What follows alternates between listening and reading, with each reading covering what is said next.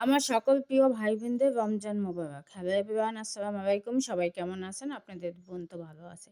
প্রতিদিনের মতন রান্নার ভিডিও নিয়ে হাজির হয়ে গেলাম। আবার প্রতিদিনের মতন আজকে ইফতারি রেডি করব। আর ইফতারিতে কি বানাইতেছি সেটাই দেখাবো। এখানে আমি স্পেশালি পেঁয়াজু ভাজতেছি। আর পেঁয়াজুটা কিন্তু আমার হাতে অনেক মজা হয়। কাইটা দিছি, তারপর ধনিয়া পাতা, বোম্বাই মরিচ আর একটু হলুদ দিয়ে দেবো আমার পরিমাণ মতন। তারপরে এখানে একটু আটা বা ময়দা যার ঘরে যেটা থাকে, আমার ঘরে ময়দা আছে, আমি ময়দা দিয়ে দিতে আছি। লবণ স্বাদ মতন দিয়ে দিতেছি। আর একটু ময়দাটা দিলে মচমচা হয়। এটা দিয়ে এখন সুন্দর মতন মাখাই নেব। আর আগে আমি এখানে কাঁচামরিচ বেসন দিয়ে ভাইজা নিতে আছি। আর আজকে ইফতারি সবাই খাবো, মেহমান আছে, এই জন্য ইফতারি গুলো ভাইজা নিতে আসি। দেখেন বেশি করে। আর এই কাঁচামরিচ ভাজাটা কিন্তু অনেক মজা। ইফতারি টাইমে সবাই কিন্তু বেসন দিয়ে অবশ্যই কাঁচামরিচ ভাইজা নেবেন। এই কাঁচামরিচ বেসন দিয়ে ভাজলে ঝাল লাগে না। আর এটা খাইতে যে কি পরিমাণে মজা, সবাই অবশ্যই একবার ভাইজা খাবেন। আর আমি বেশি করে কাঁচামরিচ টেপে ভাইজা নিতে আসি। আর আমি আজকে অনেক করে ইফতারি বানাইতে আসি। আর আমি ইফতারি সবসময় বানাইতে পারি না, সময় পাই না। এই জন্য আজকে মেহমানও আছে, এই জন্য সবার জন্য ইফতারি রেডি করতে আসি। আর সবকিছু ভাইজা নেব। সাথে আমি বেগুনিও ভাইজা নেব, পেঁয়াজও ভাইজা নেব বেশি করে। তারপর আমি এভাবেই মেহমান দাওয়াত দিছি আজকে। যাই হোক, আমার ইফতারি ভাজাগুলো কেমন হয় সবাই কিন্তু কমেন্টে জানাবেন আমার ইফতারি ভাজা হয়েছে কিনা। সবার পছন্দ যদি হইয়া থাকে একটু শেয়ার করে দেবেন, লাইক কমেন্ট দিয়ে পাশে থাকবেন। আমার মতন করে বানাই খাবেন।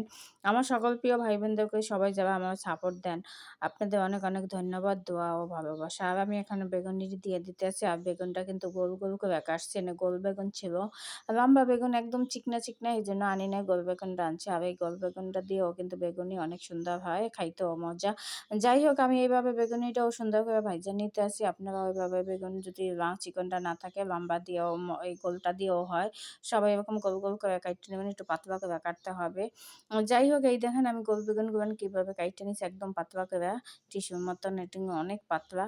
আর কিভাবে বেগুনি। আর এখানে আমি পেঁয়াজের জন্য এই যে পেঁয়াজ, কাঁচামরিচ সবকিছু রেডি করে রাখছি। এখন মাখাইয়ে পেঁয়াজটাও ভাজবো। আর এই দেখেন পেঁয়াজটা আমি কিভাবে ভাজতে আছি, এরকম পাতলা পেঁয়াজও ভাজলে খাইতে যে মশমশা। আমার পেঁয়াজটা অনেকক্ষণ মশমশা থাকে, ১-২ ঘন্টা থাকে। যেভাবে পেঁয়াজুটা ভাজি, আর আমি পাটায় ডাল বাইটা নেই, ওই জন্য মচমচে অনেকক্ষণ থাকে। সাথে একটু আটা ময়দা যার ঘরে যেটা থাকে ওইটা দিয়ে ভাজবেন, তবে পেঁয়াজুটা একদম মচমচে হয়। আর আমি পেঁয়াজুতে কিন্তু অনেক পেঁয়াজ দেই। আর পেঁয়াজুতে পেঁয়াজ না দেবে একটু মজা না বলেন। এরকম মচমচা পেঁয়াজও খাইতে চাইবে আমার মতন দেখে বানাইবেন। আর বোনের পেঁয়াজু ভাজাটা কেমন হয়েছে সবাই কিন্তু কমেন্টে জানাবেন। যদি ভালো লাগে একটু শেয়ার করে দেবেন, আমাকে একটু ফলো দেবেন।